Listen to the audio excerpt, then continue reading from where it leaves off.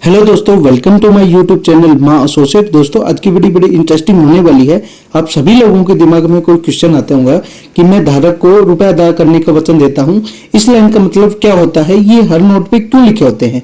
या आपके दिमाग में ये आता होगा कि 1 रुपए के नोट पर आरबीआई गवर्नर के साइन क्यों नहीं होते, या आरबीआई गवर्नर के साइन होते हैं या नहीं होते हैं।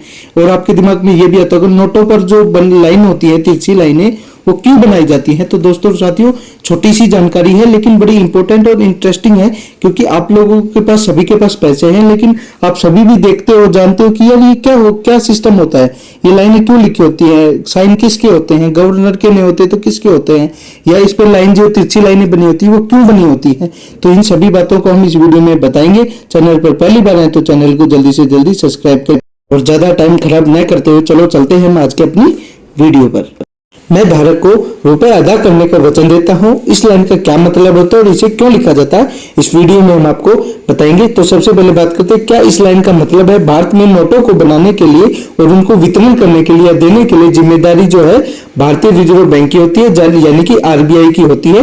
रिजर्व बैंक धारक यानी नोट को रखने वाले को विश्वास दिलाने के लिए कि नोटों पर ये वचन जो लिखित होती है, इसका मतलब यह है कि जितने मूल्य का नोट आपके पास है उतने मूल्य का जो है सोना आरबीआई के पास रिजर्व रखा गया है। यानी इस बात की गारंटी है कि उतने मूल्य के नोट के लिए धारक को उसकी देयता होती है। यानी दोस्तों, कहने का मतलब है, अगर आपके पास जो भी नोट है उसकी उतनी ही वैल्यू का सोना जो है आरबीआई के पास रिजर्व रखना पड़ता है। उसी के बाद जो है नोट को प्रिंट किया जाता है, नोट को छापा जाता है। ऐसा नहीं है कि मनमर्जी का नोट छाप दिया।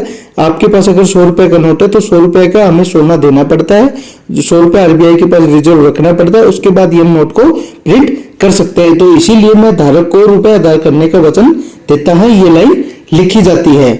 अब बात करते हैं नोटों पर क्यों बनी होती है तिरछी लाइनें। तो दोस्तों, इसके अलावा आपने अगर गौर किया हो तो 100, 200, 500 और 2000 के नोटों के किनारे पर तिरछी लाइन जो है बनी होती है। इन लाइनों को ब्लिड मार्क भी कहते हैं। असल में ब्लिड मार्क्स जो है खासतौर पर नेत्रहीनों के लिए बनाया जाता है। नोटों पर बनी इन लकीरों को छूकर ही वो पता लगा सकते हैं कि वो नोट कितने रुपए का। इसलिए 100, 200, 500 और 2000 के नोटों पर अलग अलग संख्या या अलग अलग संख्या के हिसाब से लकीरें बनाई हुई हैं। तो दोस्तों साथियों, ये भी आपको क्लियर हो गया है कि नोटों पर क्यों तिरछी लाइन जो है वो बनाई जाती है। तो जो ब्लिड मार्क होते हैं, जो जिनको नहीं दिखाई देता, वो भी नोटों को इन लाइनों के हिसाब से पहचान लेते हैं कि ये 100 का नोट है, 200 का, 500 का या 2000 को। यानी कहने का मतलब सरकार ने सभी को एक नजर से ध्यान में देखते हुए ही सारी चीजें लागू करती है, सारी चीजें बनाती है। अब बात करते हैं, 1 रुपए के नोट पर नहीं होती आरबीआई गवर्नर के हस्ताक्षर, वो क्यों। भारतीय मुद्रा में 1 रुपए से लेकर 2000 रुपए तक के नोट चलन में है। आप सभी जानते हैं 1 रुपए से 2000 रुपए के नोट चलते हैं। इन सभी नोटों के मूल्य की जिम्मेदारी आरबीआई गवर्नर होता है। गौरतलब है कि सिर्फ 1 रुपए के नोट को छोड़कर बाकी सभी नोटों पर आरबीआई गवर्नर के हस्ताक्षर होते हैं, लेकिन 1 रुपए के नोट पर भारत के वित्त सचिव के हस्ताक्षर अंकित होते हैं। कहने का मतलब, अगर 1 रुपए का नोट छोड़ देंगे तो 2 रुपए से लेकर 2000 रुपए तक के भारतीय गवर्नर के साइन होते हैं। आप लोगों को अगर नहीं पता हो तो मैं बता दूं, लेकिन जो 1 रुपए का नोट है, भारत के वित्त सचिव जो होता है उसके साइन होते हैं, गवर्नर के साइन नहीं होते हैं। सिर्फ 1 रुपए के नोट पर, बाकी 2 रुपए से लेकर 1000 रुपए तक के नोट के भारत के गवर्नर, जो आरबीआई के गवर्नर होते हैं, उनके साइन किए जाते हैं।